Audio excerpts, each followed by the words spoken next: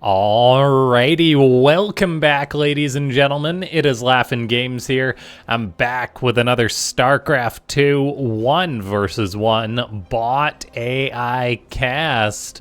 We have got ourselves what should be a good one here today, as it's going to be WickedBot, a bot that's been getting some improvements, taking on MuravevProtoss, which is another up-and-coming bot that shows a lot of potential.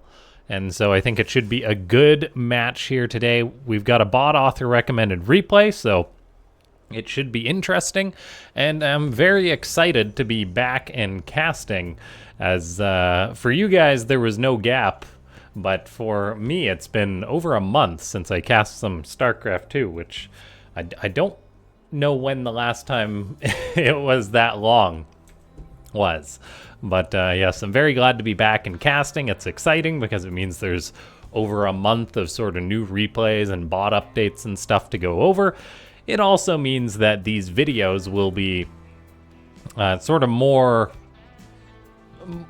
as they come off the press. There's no longer going to be like a month-long backlog when I upload a video, maybe just a couple of days or none, depending on how busy I am.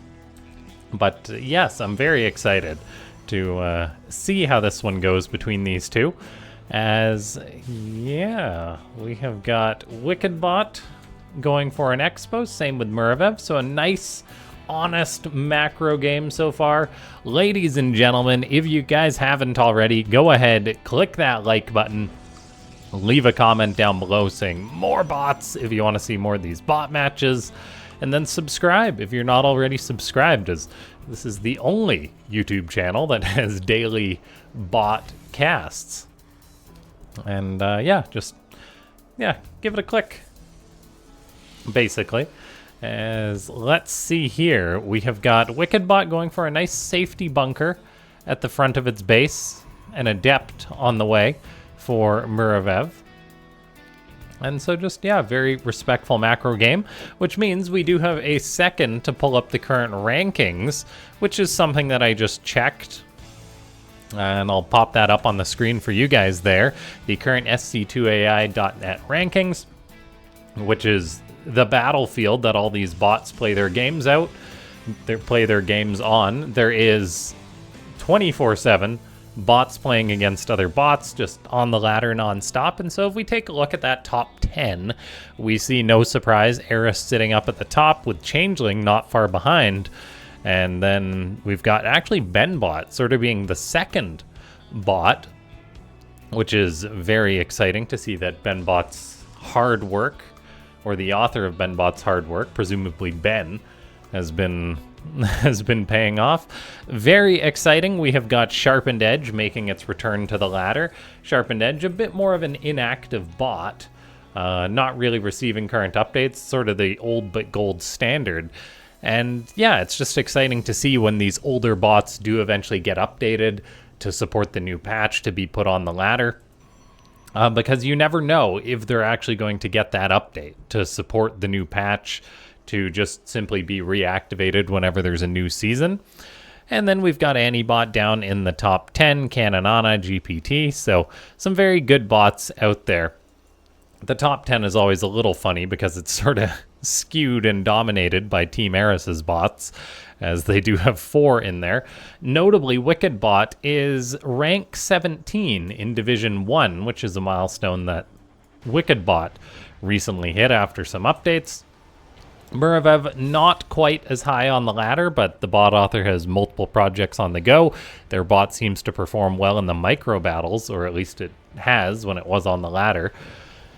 WickedBot notably was criticized by me very vocally in regards to its Medivac sort of wishy-washiness with kind of suiciding units and throwing them away. But I do believe that is something the bot author has worked on. Now, as far as this game goes, we do have a Robo on the way for Muravev. So honestly, just such a respectful macro game between these two. We're going to be getting up a third base. Both these bots just doing their thing with their speed mining. bringing in lots of money, building lots of stuff. I do like the double forge from Muravev. Seems like it'll just be playing with lots of ground units and having those upgrades. At the same time, I believe it is double armory for WickedBot. And now the Red Terran is going to be moving out for an attack. Stim pack just about done. There is notably no combat shield, as there's only one tech lab, but Stim should start sometime after that, I imagine. And yeah, Bio with a couple Medivacs supporting it is no joke. So this will be a good test for Muravev, but it does have a sentry. It's got a good amount of gateway units. I think it should be able to absorb this attack, although there's that stim pack. WickedBot starts the engagement, pulls some of the Bio back, guns down the sentry. Muravev's units are kind of just standing and dying. The Bio stims yet again, so softening itself up. A lot of losses on both sides. Muravev is in a bit of trouble. It does still have a few stalkers out though, so I think it should be able to hold on, and it does defend that attack. Definitely not the best trade for the Protoss, losing about almost 2-to-1 resources. So very good attack for WickedBot. Notably, there wasn't any blink for Muravev, so that definitely hurts. A lot of bots really pop off when they do get that blink upgrade, as of course it's very powerful. And then just, yeah, I'm not sure the sentry even did anything in there. We do have both these bots still kind of booming, though, as there is an observer on the way for Muravev, going to have that detection. I do hope I'm saying Muravev right, by the way. You never know till you read the comments. And then we have got an Immortal on the way for the Protoss bot, which is very important. 1-1 will be done for both these bots around the same time, so that's actually not going to have too big of an effect. And then yeah, just WickedBot with its 3rd base on location, 4th base building, even a 5th base on the way. This is one of the things I like about WickedBot, its willingness to throw up expansions. The Sim City is a bit of a mess, but so far nothing walled in, which is always difficult as a bot author to handle a unit like production without it getting caught. There's actually some very cool screenshots in the Discord of bots, of bot authors sort of showing how they map the bases out and where to build things. Now we do actually have a drop here from WickedBot, which is very cool. Getting into the main base of Muravev. Muravev is responding. Blink is done. Does it blink after the Medivacs? No, it doesn't. However, it may still get them. It gets one, and oh no, WickedBot's like, go back in, don't go back in. So a bit of the old WickedBot behavior still shining through there, as it's always a little bit risky. So 12 probes died in that drop from WickedBot, which is a successful drop, I'd say.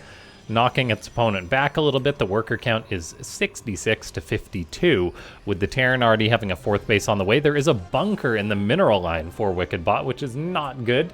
That's definitely interesting placement, but not what you want, as that will definitely interrupt mining a little bit, unless we're going to see some bunker mineral mining, but that isn't really worth it, I don't think. So I think that's just a little bit of a bug there, and it is indeed messing with some of these SCVs. Pardon my observing. I'm not used to having to actually observe when a bot goes for a drop, but we did have another 10 probes die as WickedBot goes for yet another bio drop. There is a good amount of firepower here for the Terran. The Medivacs do fly over these enemy units, then over the air or over the ground units that can't shoot up, and actually unloading on 3 Immortals is just ridiculous. We then have more units from WickedBot coming from behind, sandwiching those Immortals, so they got completely caught out there, and the Red Terran bot is doing a good job with these drops. A 4th base may be saved by Muravev. However, the trades just are not looking that good. The best pickoffs that Muravev has gotten this game is when WickedBot does load up into those Medivacs to go on home. WickedBot wants to go back in. Medivac does get picked off. 2-2 is on the way for both of these bots, but with Muravev losing its Immortals, that is quite painful. We do have a 4th base almost done. For the Protoss, looks like we're getting a 5th. I mean, WickedBot, though, it's got a ridiculously good economy. Unfortunately, that mule is stuck in that mineral patch, though. We're getting many command centers up for the Red Terran, though, presently with 5 orbitals. That is a lot of mule money being brought in. Looks like the Protoss is going to try and get aggressive, and who knows, maybe the micro works out better for Muravev when it does get aggressive. Looks like the Protoss bot is like, do I go back and defend, or do I continue with the attack? The answer is, it's not really answering. Okay, it kind of splits up its army now. It's going for an attack with some of its stalkers. I mean, blink has been used, but we haven't really seen it. Okay, there's some blinking going on as these stalkers try and take a good fight. Meanwhile, the attack on the other side of the map is killing off some probes. The Nexus stays alive, which is very important, but we are seeing Muravev sort of do a bit of the yo-yo as it fails to respond to this. Some of the units are being pulled back as that attack got shut down by WickedBot. And the stalkers are microing, but even with just perfect micro, there's the cooldown on a blink, and those units will still die. Stalkers can get value, but they're very snowbally, and it does seem that Muravev is just not trading efficiently enough to keep pace with the WickedBot, and it's just a high aggression in this match. So WickedBot looking very good with some of these updates. There is going to be a fair few of these casts coming this way of WickedBot, as there was some recommended replays. If you're a bot author or an aspiring bot author and you program a bot, you can send me your replays or post them in the Discord, and odds are I'll cast them. And then, yeah, just Muravev unable to keep up. Well done by WickedBot. It is good to see bot authors putting in work and them doing better. Like, I think in other games, WickedBot would have loaded up its units into its medivacs and kept flip-flopping, so I think there definitely has been some improvement there. Very cool to have a Bio-Terran bot. Ladies and gentlemen, if you haven't already, click that like button, leave a comment down below, subscribe to the channel, and if you do want to support the channel, consider becoming a YouTube member, as I think we're 1 away from our goal of 10 presently. And yeah, just very exciting to be back and casting these bot games. It's a little bit of a weird thing that I didn't cast for a month, but then the channel was still uploading. So yeah, just a big old bio wave charging on in there. Definitely going to cast more Muravev games too, I think, in the future, as it is a very cool bot. Same goes for WickedBot, of course, with its ridiculous economy at this point, bringing in almost, well, 4,500, 5-ish thousand minerals a minute. Yeah, it crosses that 5,000 mark, and that's very difficult to keep up with macro-wise, which does sort of highlight the choice between orbitals and planetaries, because if WickedBot didn't have all these orbitals, it would probably be pulling in only, like, I don't know, 3,000 minerals a minute, something like that.